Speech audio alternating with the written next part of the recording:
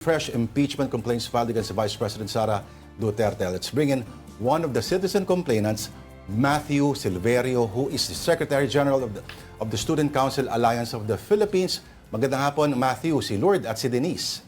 Magandang hapon, Lord and Denise. Magandang hapon po sa mga nakikinig at nanonood. Okay. Unang tanong, yung sinasabi ay hindi raw ito recycled complaint as like katulad dun sa last year kasi may dinagdag ditong bagong elemento at ito ay yung kay mga testimonya ni Ramil Madriaga. Pakikwento sa amin. Definitely, hindi to recycled complaint dahil itong mga nagsasabi na recycled complaint ito ay, again, paano to magiging recycled complaint kung yung Vice President Sara Duterte at former DepEd Secretary ay hindi pa rin humaharap sa taong bayan at hindi pa rin nananagot. And again, final ulit natin yung ibang grounds for impeachment na parehas pero kagaya ng sinabi niyo po, no? Nadagdag dito yung affidavit ni Ramil Madriaga to corroborate yung details sa confidential and intelligence funds. So, yeah, yun po yung isa sa mga dinagdag natin na doon sa grounds for sa discussion sa grounds of impeachment lalo na sa bribery and graft and corruption. What makes you say, Matthew, na yung final ninyo, so kayo kasama yung mga taga-Tindig Pilipinas at ilang mga taga-akbayan, ano? Tama? Matthew. Bali, mga civil society Yes, organizations po kami, Lord, no? Kasama yung iba't ibang mga youth and student formation, kagaya ng SCAP, ng Pantay, Bukluran UP System, and among others. At yung Youth Against Kurakot na coalition. And Akbayan in itself, wala kaming mga complainants na from Akbayan Party from itself, pero ang nag-endorse ay si Representative Percy Sendanya from Akbayan Party List at si mamamayang Liberal Representative Laila Dalila. Bakit sinasabi niyo, Matthew, na it follows the Constitution to the letter, itong complaint niyo? Definitely. And again, napaaga din kasi yung pag-file natin nito because again, yung because of the motion for reconsideration at yung bagong ruling din ng Supreme Court.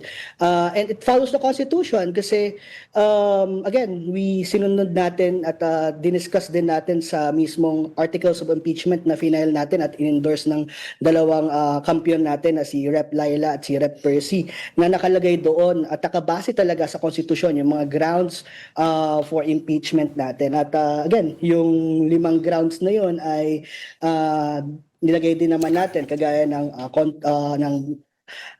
constitutional violations, yung culpable violations to the Constitution, yung graft and corruption, yung bribery, yung betrayal of public trust, and yung other high crimes. 5 articles of impeachment and again, base talaga siya sa saligang batas. Okay. Matthew, may balak ba kayo, yung inyong grupo, na suportahan din yung impeachment complaint? Lipat lang ako ng konti. Impeachment complaint naman laban sa Pangulo? Definitely naisip namin, nagkaroon kami ng pag-uusap din na gusto namin i-pursue sana yung impeachment complaint din against President Bongbong Marcos at lalo na yung dahilan sana namin na ilalagay yung paglagda niya sa General Appropriations Act of 2025. Pero we were figuring out which grounds of impeachment yung pasok dito. Pero again, ang nangyari, naunahan tayo ng first complaint. Personally then, on a personal level, I regret na we weren't able to do it as well. Matthew, just in case magkaroon ng mga mekanismo, if ever, sa loob ng Kongreso na i-dribble o i-shoot down, o mag-vote down against your complaint, ano ang possible recourse ninyo? Again, isa rin po ako sa mga nag-file ng to urge the ombudsman nung nakaraang taon na imbestigahan din si Sara Duterte at ginamit din namin yung grant from impeachment na final na unang na-file nung nakaraang taon against her. So, ganung recourse. Pero again, gusto natin napapakita ng Kongreso yung panawagan natin sa kanila, ipakita nila na gumagana itong mga democratic institutions at totoong papanagutin nila ang mga kagaya ni Sara Duterte na umabuso at alam niyo yun, talagang nagnakaw sa taong bayan, lalo na sa aming mga kagaya sa aming mga kabataan at mga estudyanteng Pilipino. Okay, Matthew, in case nga magtuloy na nga ito, no? Ang grupo nyo ba ay handa rin for the lengthy legal process as well as ano ba yung mga challenges na ina-expect nyong makakaharap nyo in the future?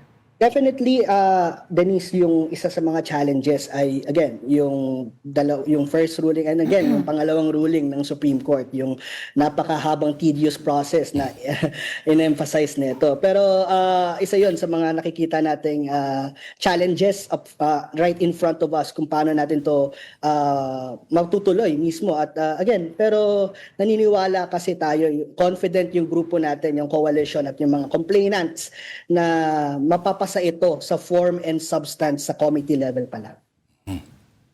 Alright. May tanong ka pa ba, Denise, kay Matthew? Okay na ba tayo? Alright. May- Go. Sige po. Bali, ang panawagan lang din talaga natin. Kaya sumama kami mula sa Student Council Alliance of the Philippines at ibang mga youth formations kagaya ng Pantay, UP Alyansa, Bukluran UP System at iba't iba pang mga kabataan at mga estudyanteng Pilipino dito sa impeachment complaint na to. Ni-refile natin yung historical impeachment complaint na unang-unang final last year.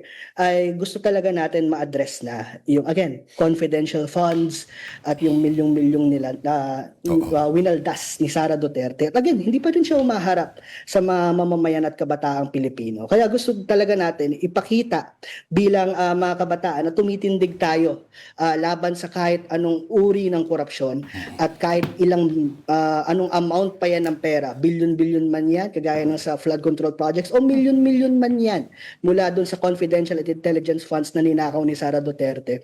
Gusto natin ipakita na tumatayo tayo at tumitindig tayo laban sa impunidad, sa Matthew, impunity. ilang Kagaya- eskwelahan, ilang mga student councils ng ilang schools ang kasapi sa inyong alyansa ba?